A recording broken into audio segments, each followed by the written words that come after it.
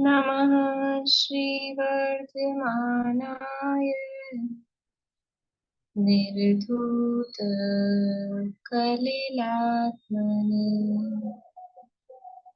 सालोकानां त्रिलोकानां यद्विद्यादर्पणायति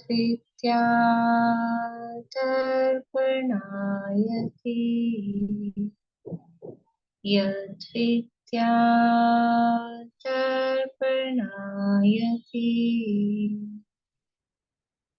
सकल पापमल प्रक्षालक श्रीवर्धमान को करुणमन लोकालोक प्रकाशित करने जिनकी विद्या है दर्पण जिनकी विद्या है दर्पण।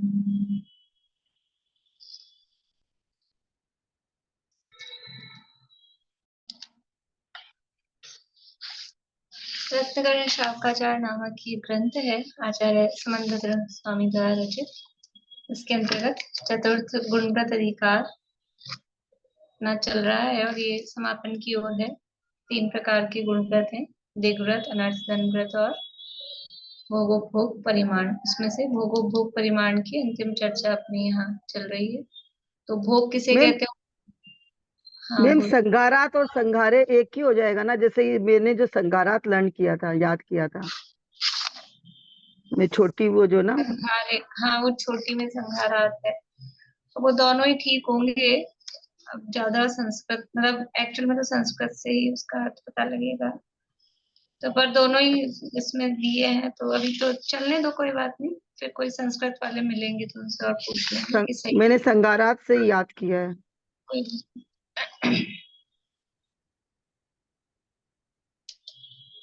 वो मुझे याद नहीं रहती, लिख के रखने पड़ेंगे क्या क्या पूछने की।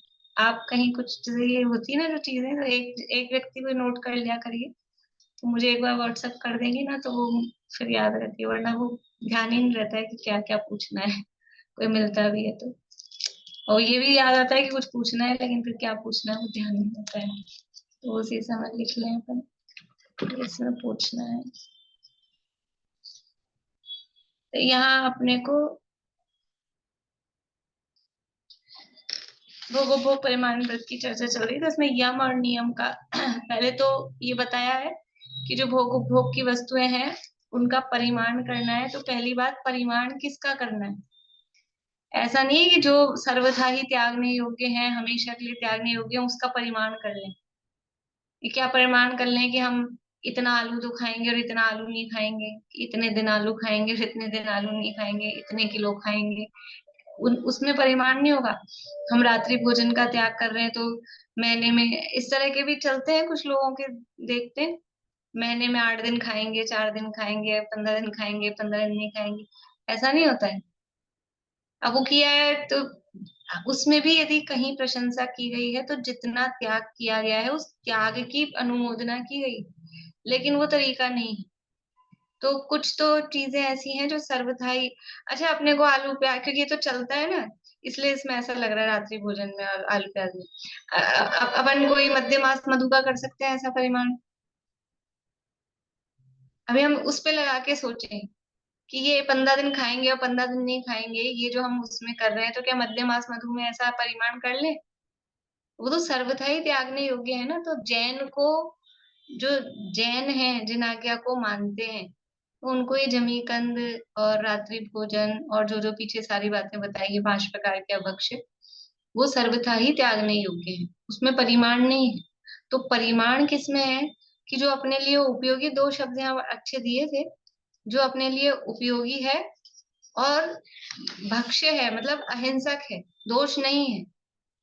दोष नहीं है मतलब कंपैरेटिवली, वरना तो जो भी खाया जा रहा है, जो भी काम में लिया जा रहा है, सावध्य तो होती ही है, लेकिन फिर भी अपने लिए प्रयोजन का हो, परिणाम नहीं बिगाड़ते हो और दोष सहित नहीं हो, तो उसका फिर परिमाण किया जाता है। और जो अपने लिए प्रयोजन का ही नहीं है और परिणाम जिससे बिगड़ते हैं और जिसमें बहुत दोष है, उसका जीवन भर के लिए त्याग किया जाता है। तो किन किन वस्तुओं का जीवन भर के लिए त्याग करना, वो पीछे बात बता दी। फिर ये जो नियम या व्रत है वो दो प्रकार से लिया जाता है, एक तो यम रूप और एक नियम रूप। किसे कहते हैं यम और किसे कहते हैं नियम? यम किसे कहते हैं और नियम किसे कहते हैं?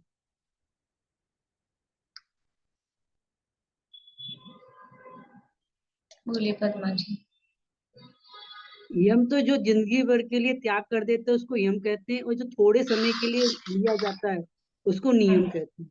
हम्म तो काल की मर्यादा जिसमें ली गई है, शॉर्ट टाइम के लिए जो लिया गया है वो नियम है, और जीवन पर्यंत के लिए जिसका त्याग किया जाता है तो वो यम कहलाते हैं। तो ये इसमें तीन बातें ध्यान रखनी है कि जो अपने लिए उपयोगी है, शुद्ध है अर्थात निर्दोष है, उसका तो, और अपने परिणाम जिससे बिगड़ते नहीं हो उसका तो नियम रूप से त्याग करना, सर्वथा हमेशा के लिए उन वस्तुओं का त्याग नहीं करना, क्योंकि अदरवाइज फिर वो शरीर में भी उसमें कुछ कमियां होंगी। फिर शारीरिक स्वास्थ्य भी यथा योग्य यथा संभव जीवन पर्यंत वो हमारे लिए अनुकूल रहना चाहिए। तो अपने इस तरह के नियमों से वो पता लगा जबरदस्ती स्वास्थ्य में हानि हो रही है तो फिर परिणाम बिगड़ते हैं, फिर और दूसरी समस्याएं होती है। तो अपने लिए उपयोगी है, शुद्ध है, और परिणाम अपने नहीं बिगड़ते जिनको खाने से देखने से, ऐसी वस्तुओं का तो काल की मर्यादा लेके त्याग करना। त्याग नहीं करना ऐसे नहीं कह रही, उसका तो काल की मर्यादा लेके त्याग करना, लेकिन अपने लिए कोई प्रयोजन नहीं है, नहीं भी खाएं नहीं भी काम में ले तो चलता है, और फिर जिसमें दोष है, और फिर जिनको काम में लेने से हमारे परिणाम बिगड़ते हैं, ऐसी वस्तुओं का जीवन भर के लिए त्याग कर देना चाहिए। अब और भी भोगो भोग के परिमाण कहने वाला श्लोक कहते हैं कि अब इसी को और समझ लो, डिस्क्राइब कर रहे हैं कि किन किन का नियम करना, किन किन का यम करना।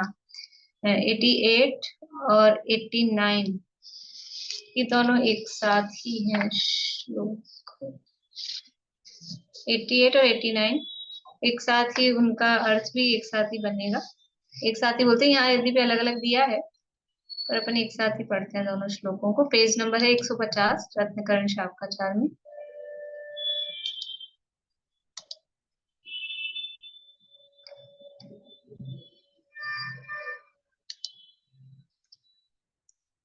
आप पीछे बोलिएगा अर्चना जी। भोजन वाहन शयन, भोजन वाहन शयन, स्नान पवित्रांग राग कुसुमेषु, स्नान पवित्रांग राग कुसुमेषु, तांबूल वसन भूषण, तांबूल बसन भूषण, मनमथ संगीत गीतेषु, मनमत संगीत गीतेषु, अद्य दिवा रजनीवा, आद्य दिवा रजनीवा, पक्षो मासस्तु, पक्षो मासस्थ चतुर्थ मासस्तुर्ययनं वा, आद्य दिवा रजनीवा, पक्षो मासस्तरितुरयनं वा, ऋतु है, ऋतु है ये। और पक्षो मासस्थ ऋतुरयनं वा, पक्षो मासस्तरितुरयनं वा, इति काल परिच्छित्या, इति कालपरिच्छित्या, प्रत्याख्यानं भवे नियमः, प्रत्याख्यानं भवे नियमः।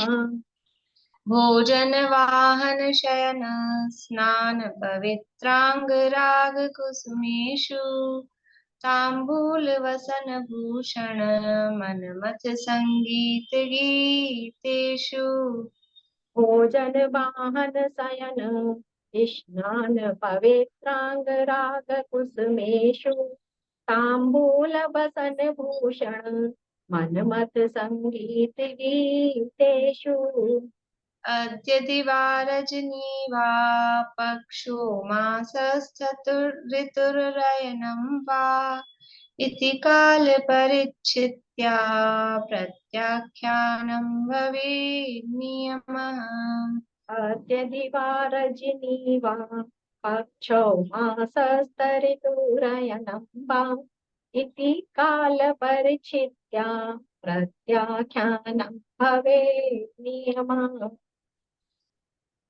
ठीक है, आप क्या बोल रहे हैं? मैम इसमें थ का उच्चारण नहीं आ रहा है। मैंने ऐसे याद किया था, मासस तथर तुरयन हुआ नहीं, वो ऋतु, वो अभी अर्थ कर रहे हैं ना, ऋतु शब्द है तो अर्थ कर रहे हैं, अभी शब्द समझ में आ जाएगा तो आएगा नहीं, उच्चारण। थ प्रोनाउंस नहीं हो रहा है। थ मासस्थ, मासस्थ ऋतुर्रयनम वा आ जाएगा, मासस तथर मासस्थ ऋतुर्रयनम। अभी वो आ नहीं रहा था इसलिए। हाँ, वो एकदम से नहीं आ पा रहा था, पर वो ऋतु है शब्द तो उससे आ जाएगा।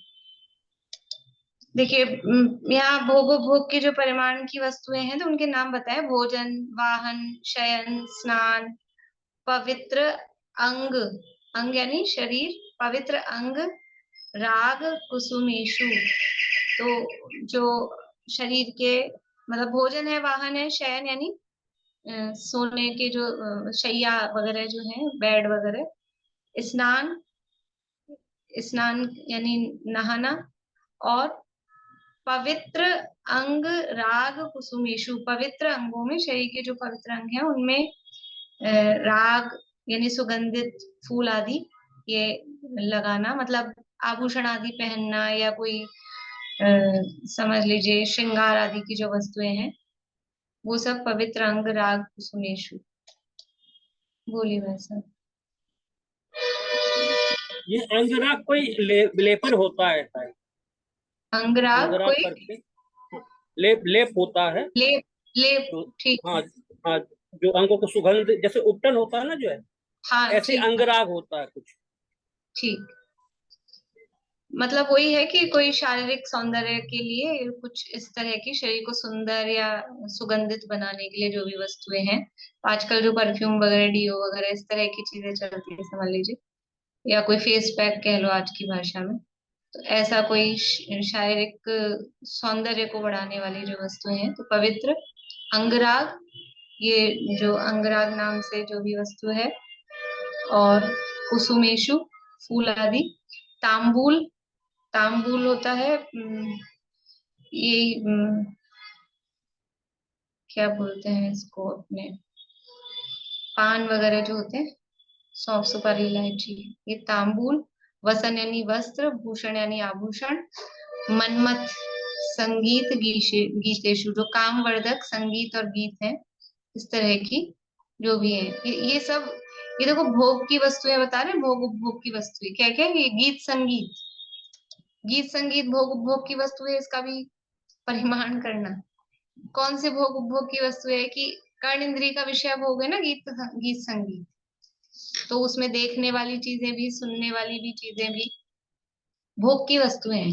तो हम खाली या तो खाने पीने की चीजें लगाते हैं, वस्त्र आदि लगाते हैं, लेकिन पांचों इंद्रियों की, स्पर्श संबंधी भी लगाया, अगर कुछ उपटन या जो भी चीज लगा रहे हैं तो वो स्पर्श संबंधी भी है और गंध घ्राण संबंधी भी है, उसमें दो चीजें आ जाएगी।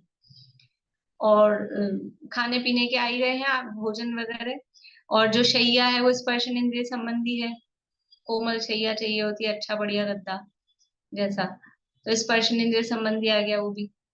और क्या, गीत संगीत कर्ण इंद्रिय संबंधी और नेत्र इंद्रिय संबंधी इसमें लगा लेना। बोलिए शकुंतला जी। तांबुल कच्ची सुपारी होता है। सुपारी, कच्ची, हाँ सुपारी कच्ची होती है ना, तो वो तांबुल होती है पहले, हाँ इसमें रहता है और वो। हाँ हाँ, तो वही मतलब जो भी इस तरह की चीजें, सौंफ सुपारी इलायची, वो सब उसके अंतर्गत गर्भित कर लेना उसमें। तो देखो भोजन में नहीं लिया उनको, चार प्रकार के आहार हमारे यहाँ कहे जाते हैं, खाद्य, खाद्य, स्वाद्य, लेय और पेय। तो रात्रि में चारों प्रकार के आहार का त्याग होता है। खाद्य यानी जो रोटी दाल चावल लड्डू पेड़ा ये जो भी हम खाते हैं वो खाद्य है, और सौंफ सुपारी इलायची ये स्वाद्य है। खाद्य का मतलब है जिससे पेट भरा जाए, वो खाद्य है। और सौंफ सुपारी इलायची से पेट नहीं भरता है, कितनी खाएंगे पेट भरने के लिए, सौंफ ही सौंफ खा जाए कोई भी, सुपारी सुपारी, सारे दिन भी सुपारी सौंफ जिनके मुंह में रहती है ना, तो भी कोई पेट नहीं भरता है, मतलब कि वो, तो ये है स्वाद्य। उसको गुजराती में तो मुखवास बोलते हैं, ये मुंह का अच्छा मुंह करने के लिए। हम भी ऐसे बोलते हैं, मुंह अच्छा करने के लिए कुछ दो, सौंफ दो, सुपारी दो, ऐसा करके। तो वो स्वाद्य है।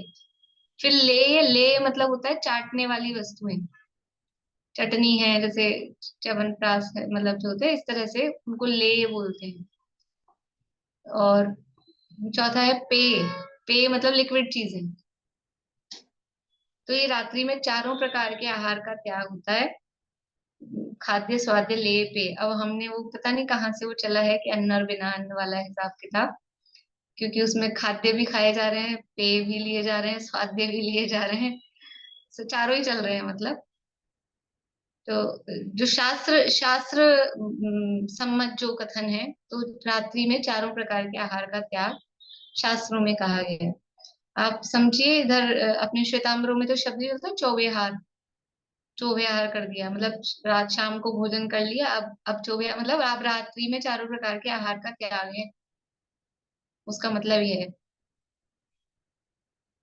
तो ये यहाँ पर बता रहे हैं, मतलब ये खैर अपनी बातें चल रही थी पांचों इंद्रिय के संबंध में, ये विषय भोग की जो वस्तु हैं उनको यहाँ पे नाम गिनाए हैं। बोली कविता जी। मैम जो ड्राई फ्रूट्स वगैरह लेते हैं वो भी नहीं लेना चाहिए फिर रात को जो?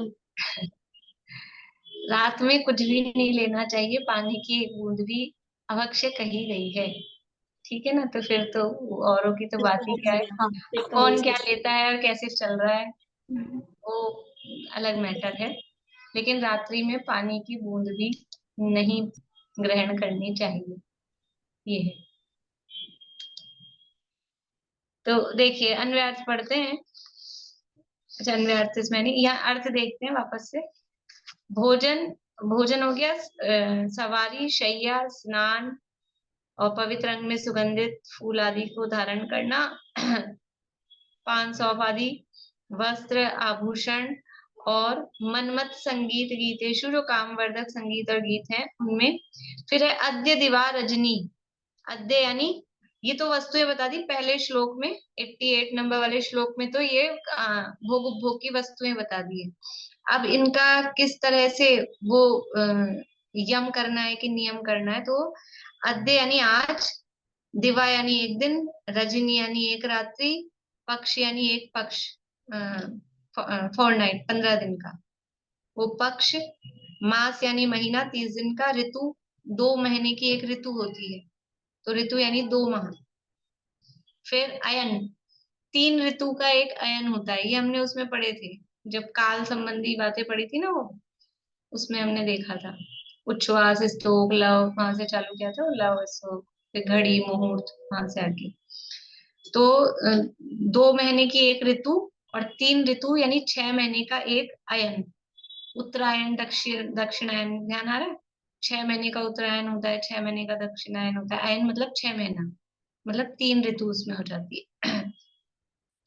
इस प्रकार इति, इस प्रकार काल परिचित्या, काल की परिचिति यानी काल की मर्यादा लेकर, काल के नियम से, परिचिति यानी उसको मर्यादा लेकर, काल का नियम लेकर, प्रत्याख्यानम, प्रत्याख्यान यानी त्याग, भवेत नियमः, जो ऐसा त्याग किया जाता है काल की मर्यादा लेके उसको नियम कहते हैं। जो हमारी भोजन, वाहन, शयन, स्नान और ये जो भी चीजें हैं, गीत संगीत आदि, सबका आज के लिए, कि एक दिन के लिए, कि एक दिन रात। देखो एक दिन मतलब केवल दिन भर का हुआ, और एक रात का मतलब है 24 घंटे पूरे, रात भी जिसमें बीत गई, ऐसा। तो एक दिन एक रात, फिर एक पक्ष, ये अपने यहाँ पर पक्ष चलता है, वीक वाला सिस्टम अपने यहाँ नहीं है। सूर्य चंद्र से अपने ज्योतिष का नाप किया जाता है, तो हमारे यहाँ सप्ताह नहीं होता है, सप्ताह अंग्रेजों का चलाया है। वीक जो चला है वो अंग्रेजों का चलाया हुआ है, अपने तो चांद की गति के हिसाब से पक्ष होता है, फिर महीना होता है।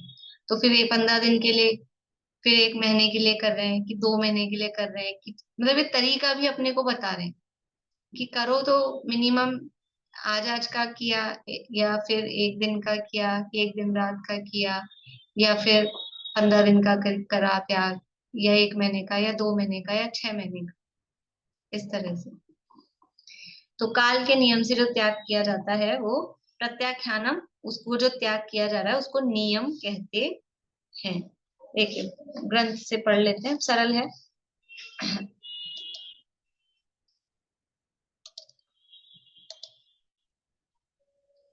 भोगोपभोग परिमाण व्रत में नित्य ही इस प्रकार नियम करना चाहिए। आज के दिन में एक बार ही भोजन करूंगा, या 2 बार भोजन करूंगा, या 3 बार इत्यादि भोजन करने का परिमाण करना, अथवा मैं आज के दिन इतनी जाति का अन्न, इतने रस, इतने प्रकार के व्यंजन खाऊंगा, अधिक प्रकार के नहीं खाऊंगा, ऐसा भोजन का नियम करना चाहिए। भोजन शब्द था पहला, तो ये भोजन के संबंध में उदाहरण स्वरूप ये 2 या 3 चीजें बताई है। अब इसमें और भी जितनी हम लोग करते हैं, जो भी चलता है वो उस तरह का, कि भोजन कितनी बार करूंगा, ये फ्रिक्वेंसी। फिर भोजन में क्या क्या लूंगा, तो अन्न कितना, फल सब्जियां कितनी, हरी वनस्पति कितनी, और मिष्टान कितना, या तली हुई वस्तु, मतलब अलग अलग तरह से करने के टाइप्स हैं, किस किस हिसाब से कैसा कैसा किया जा सकता है। इस तरह से कि सब समझते होंगे आप लोग, करते भी होंगे, देखते भी होंगे। थाली में हम 5 ही चीजें लेंगे, अब वो टोटल आइटम का नियम ले लिया, अब उसमें रोटी सब्जी दाल मिठाई जो भी लेना है वो 5 चीजें हो गई, ऐसा करके भी। या फिर हरी सब्जी इतनी रखेंगे। अन्न का भी यहाँ कहा, अन्न का कम लोग जानते हैं, कम लोग करते हैं, समझते हैं, वो हरी का ही ज्यादा रहता है। लेकिन अन्न की भी तो वैरायटी होती है, मक्का की रोटी, बाजरे की रोटी, ज्वार की रोटी, गेहूं की रोटी, जौ की रोटी, तो 5 तरह की रोटियां। अब ये शादी ब्याह में पता लगता है, फिर आप देखते हैं कि साहब 10 तरह की तो रोटियां ही थी वहां पर, मिठाई के तो कहने ही गया 50 तरह की। तो ये कितने टाइप की चीजें, और फिर कितनी बार खाना है, ये यहाँ पर नियम। फिर वाहन, हाथी, घोड़ा, रथ, ऊंट, बैल, पालकी, वहली, नाव, जहाज इत्यादि वाहन के ऊपर बैठने चढ़ने का नियम करना चाहिए। तो पुराने जमाने में ये सब वाहन के रूप में हाथी घोड़ा आदि ये सब चलते थे, और मोटर रेल ये सब भी दे दिया है। तो इसमें भी आज के दिन, एक दिन, 15 दिन, 1 महीना, इस तरह से इतने वाहन में बैठूंगा, इस वाहन में बैठूंगा, पशु वाले वाहन में नहीं बैठूंगा, या एक दिन में इतनी बार ही बैठूंगा, इस तरह से इसका भी नियम। एक हमारे अम्मा जी आते थे पहले स्मारक में, तो उनका ऐसा नियम था कि अपने घर की गाड़ियों में ही बैठते थे। मैं गाड़ी लेके जाती थी, मैं उनको बोलती थी भाई मैं जा रही हूँ, उधर ही जा रही हूँ, छोड़ दूं आपको, अपने घर की गाड़ी आएगी तो बैठेंगे ही नहीं। 90 प्लस थे, नहीं तो पैदल ही चल जाएंगे, नहीं तो फिर वेट करेंगे अगर शक्ति नहीं हो, पर वो चले जाते थे पैदल ही। तो ऐसा नियम, नियम के टाइप है कि किस किस तरह से हम नियम लेते हैं। तो ये सारे वाहन का नियम। अब उसमें भी ऐसा है ना, देखो 2 व्हीलर में हिंसा कंपैरेटिवली कम होगी, 4 व्हीलर में 4 पहिए चलेंगे, तो वो 4 जगह से, अब अकेला आदमी जा रहा है, 4 पहिए चल के उसके लिए जा रहे हैं, और 2 व्हीलर में 2 ही पहिए चलेंगे, तो वो उस हिसाब से उस तरह का नियम लेते हैं। पलंग, खाट, बिस्तर इत्यादि में शयन करने का नियम करना चाहिए, कि मैं आज पलंग आदि पर शयन करूंगा या भूमि पर ही शयन करूंगा, इस तरह का। स्पर्शन इंद्रिय विजय संबंधी है, कि भूमि पर शयन करने में वो कठोर लगेगी, और गद्दा पे बढ़िया सॉफ्ट चीजों पे सोएंगे तो वो आरामदायक लगता है। तो अपनी इंद्रियों को वश में करने के लिए, इससे हिंसा हिंसा का, देखो वाहन में तो हिंसा हिंसा का संबंध था, अभी सोने में क्या हिंसा हिंसा का संबंध है, जमीन पे सो, पलंग पे सो। लेकिन अपने भोग संबंधी, इस तख्ते पे सोएंगे बिना कुछ लगाए, गद्दा वगैरह, तो हार्ड लगेगा, कठोर लगेगा। और अच्छा नरम बढ़िया गद्दा होता है तो आरामदायक लगता है, बढ़िया। तो वो उसका, उसके लिए अपने इंद्रिय विजय के लिए ये नियम। आज एक बार स्नान करूंगा या 2 बार स्नान करूंगा, या स्नान ही नहीं करूंगा, तो स्नान का नियम, स्नान का नियम। अब गर्मी में लोग 2 बार 3 बार नहाते हैं, तो ये नियम, कि पर्व के दिन है, तो अब भले ही कितनी गर्मी हो रही हो, ऐसा लग रहा हो, लेकिन फिर भी, क्योंकि स्नान करने में तो आरंभ है ना, पानी का आरंभ है, इसलिए तो स्नान का नियम है। और फिर उसमें भी अभी तो यहाँ तो इन्होंने तो स्नान तक का बताया है, उसमें साबुन का उपयोग करना है कि नहीं करना है, कि जो भी और भी जो चीजें यूज लेते हैं उसका भी साथ में नियम वो आगे उसमें लिया है। पवित्र अंगराग उसमें पवित्र अंगराग यहाँ दिया, देखिए पवित्र अंगराग अर्थात चंदन, केसर, कपूर आदि का विलेपन करना या नहीं करना, इसका भी नियम करना चाहिए। अब उस जमाने में साबुन वगैरह तो चलते नहीं थे ज्यादा, यही चीजें चलती थी। तो ये सब भी क्योंकि शरीर शरीर के लिए तो स्पर्शन और घ्राण इंद्रिय की विजय के लिए इनका त्याग करना या नियम लेना कि नहीं करेंगे। और वर्तमान में जो हम सब वस्तुएं उपयोग में ले रहे हैं वो तो आरंभ वाली और है, साथ में हिंसा भी उनमें हो रही है, तो उनका भी नियम। ये अच्छा प्रकरण चल गया वैसे, अपने अभी पर्व के दिन आने वाले हैं तो थोड़ी भाव भूमि तैयार हो जाती है, माइंड मेकअप हो जाता है, कुछ करने के भाव भी आ जाते हैं। अभी यही प्रकरण चलने वाला है अपने। देखिए, बोलिए। श्वेतांबर परंपरा में ये प्रतिदिन लेने वाले जो नियम है ना, ये बहुत बहुलता से चलते हैं। तो हम लोग को भी आदत है, एक लिस्ट बनी हुई है, सुबह अच्छा उठते ही ये नियम तो ले लेते हैं। उसमें अच्छा ये सोना, फैन ऑफ करना, ऑन करना, मतलब अपने घर के अलावा नहीं करना, हम्म, दूसरों के बिस्तर पे नहीं बैठना, वही हाँ भोग वाली बात है। हाँ वाहन का, जूते चप्पल का, कपड़ों, मतलब बहुत लंबी हाँ। लिस्ट है, बहुत बहुलता से सब लोग है। अच्छा है, मतलब ये भी भले ही बाहरी चीजें हैं, लेकिन थोड़ा हमको त्याग की भावना आती है, फिर परिणाम बनते हैं, निमित्त नैमित्तिक संबंध है तो उससे हमारे भी परिणाम बनते हैं, कुछ उस तरह की भावना रहती है। पर बस इतना है, इसी में नहीं अटक जाए, हाँ इसी में हाँ उलझ नहीं जाए, असली तत्व हम्म, को भी समझें। इसलिए पहले कहा था, बिल्कुल। पहले तत्व ज्ञान हो, प्रतिज्ञा लेने से पहले वाले नियम, पहले तत्व ज्ञान हो, वास्तविक वस्तु स्वरूप समझें, तो फिर ये अंदर से भावना आती है, फिर इसकी सार्थकता भी समझ में आती है। नहीं तो देखा देखी है, परिपाटी बोझा लगने लग जाता है, तो ऐसा नहीं होता है। बोलिए। मैम बोले शेयर कर देंगे लिस्ट। हाँ, लिस्ट शेयर कर दीजिएगा, मुझे भेज दीजिएगा। फिर है फूल, फूलों की माला, आभरण आदि धारण करने का भी नियम करना चाहिए। तांबूल, इलायची, सुपारी, लौंग आदि खाऊंगा, इसका भी नियम करना चाहिए। तो देखो, फूल माला तो अभी अपने तो समझ लो, पहले तो वही चलती थी, अभी तो यूं तो नहीं चलती है। लेकिन आभूषण, अब जितने पर्व के दिन आएंगे, भादवा आएगा और भादवे में भी 10 लक्षण आएंगे, और उसमें भी सुगंध दशमी आएगी, तो हम कितने कितने निकाल के और एक्स्ट्रा निकाल निकाल के पहनेंगे, जो पूरे साल नहीं पहनते वो सारे बोलते लॉकर खुलते हैं भादवे में जैनों के, और फिर सारे निकल निकल के आते हैं। तो उसमें भी नियम करना कि मैं अब जो जो आभूषण हमको पहनने हैं, कान के रखने हैं तो कितने रखने हैं, गिनती। और ये भी बदलने हैं, ठीक है, बदलने के विभाव हैं, तो हम ये 2 रख रहे हैं कि ये 3 रख रहे हैं, 1 रख रहे हैं, जो भी रखना है। अब वो उन 2-3 में से अगर आपको नहीं सेट हो रहा है तो फिर चौथा नहीं पहन सकते, मतलब नियम लेने का ये है। और ऐसा होता भी, बोलते ना, वो आखड़ी होती है कहीं ना कहीं, कोई परिस्थितियां, बहुत चीजें हैं लेडीज की तो इतनी है। हम कितने बक्कल लगाएंगे, कितने पेन यूज में लेंगे, साड़ी पेन, सब सब चीजों की मैचिंग और सब वो चलती है। कितनी घड़ी रखेंगे, कितने चप्पल जूते रखेंगे, चश्मे अलग अलग होते हैं लोगों के पास, 3-3 4-4 तरह के मैचिंग के। तो वो ये सब परिग्रह ही तो है, भोगोपभोग की वस्तुएं ही तो है। तो अब जिसके पास जितना है उस हिसाब से उसकी नियम कर लेना चाहिए। फिर वस्त्रों का भी तांबुल, इलायची, सौंफ, सुपारी, इसका भी ये कह दिया है कि वो खाएंगे या नहीं खाएंगे उठ के, क्योंकि भोजन करके उठ गए, खड़े हो गए, तो वो दोबारा मुंह झूठा होता है, या उसी समय भी खाएंगे या नहीं खाएंगे। तो राग राग घटाने का प्रयोजन है, ये सब नियम का क्या प्रयोजन है कि हमारा राग मंद हो। वस्त्रों का भी नियम करना चाहिए कि आज इतने वस्त्र पहनूंगा, अधिक नहीं पहनूंगा, आज इतने ही आभरण पहनूंगा, अधिक नहीं पहनूंगा, ऐसा आभरण पहनने का भी नियम करना चाहिए।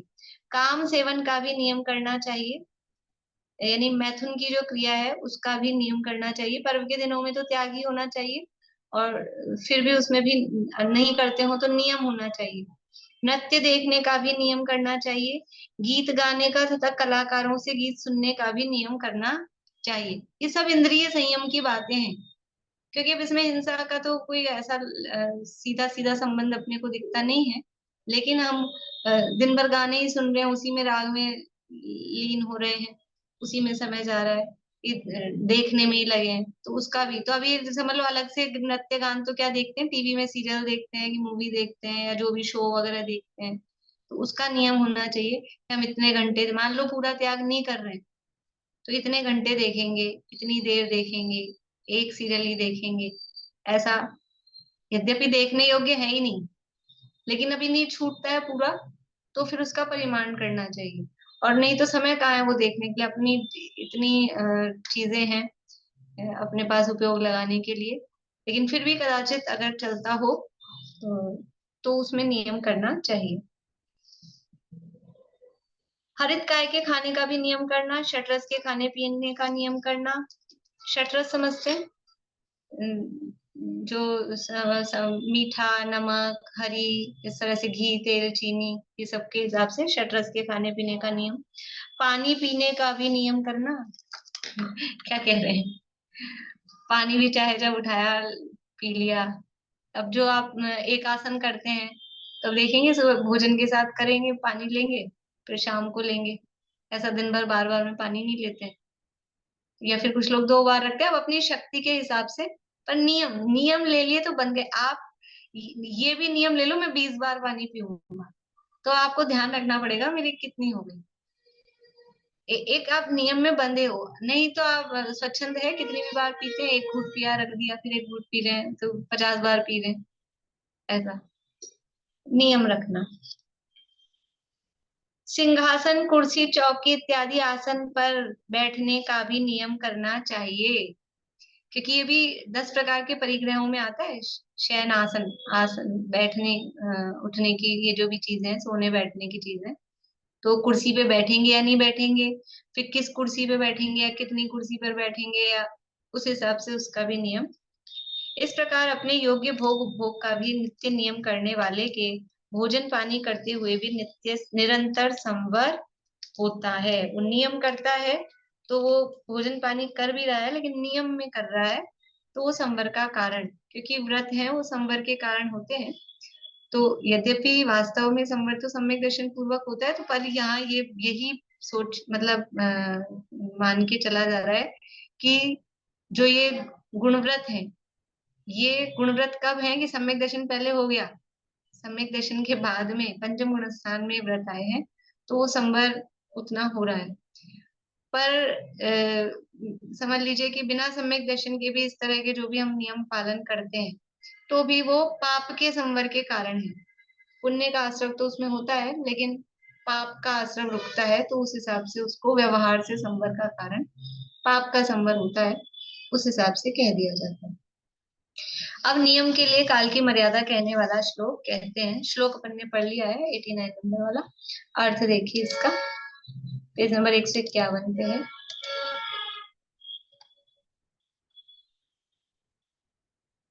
अद्य अर्थात एक घड़ी, मुहूर्त, प्रहर, दिन, रात्रि, पक्ष, 1 माह, ऋतु अर्थात 2 माह, अयन अर्थात 6 माह इत्यादि काल का परिमाण करके त्याग करना वह नियम कहलाता है।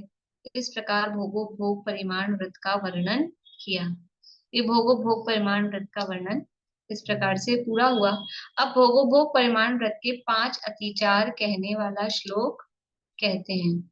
इस व्रत के जो अतिचार हैं वो अतिचार कहने वाला श्लोक कहते हैं। शिला भाभी बोलिएगा आप पीछे। विषय विषतोनुपेक्षा, विषितोपेक्षा नुस्मृतिरतिलौल्यमति तृषानुभवो। इसको थोड़ा संधि है, तो अनुप्रेक्षा, अनुपेक्षा, अनुस्मृति, तो वो अपन लेकिन रुक के बोल रहे हैं ना, इसलिए वो थोड़ा बैठ नहीं पा रहा है।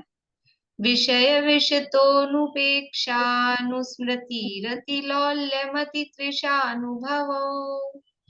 विषय विषितो अनुपेक्षा अनुस्मृतिर्तिलोल्यमतिप्रशानुभवो भोगोपभोग परिमा, भोगोपभोगपरिमा व्यतिक्रमः पंच कथ्यन्ते।